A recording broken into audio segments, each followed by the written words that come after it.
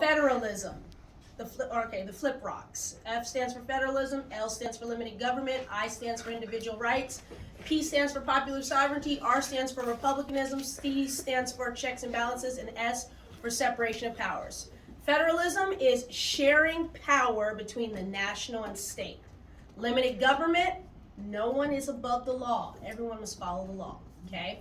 Individual rights, it's an explanation of your rights that individuals have that can't be taken away. So like the right to protest and petition, I have a right. I have a right, that's individual rights. P is popular sovereignty, which literally means the people, the population, rule. That's what sovereignty means. So when we say popular sovereignty, who rule? The people rule. R is republicanism.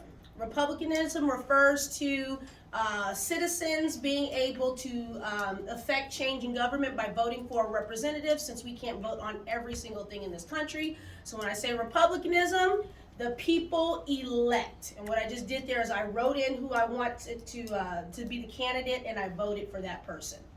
Let's see, I'm on R, checks and balances.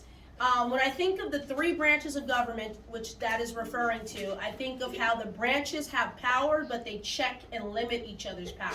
So checks and balances, each branch checks the power. And then lastly, separation of powers. Again, when I think of the three branches, a picture that comes to mind is like a tree branch, and so each branch has power.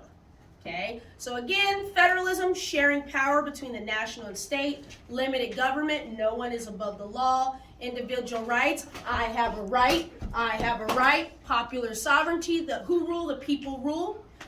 Republicanism, the people elect. Checks and balances, each branch checks the power. And then lastly, separation of powers, each branch has power. So.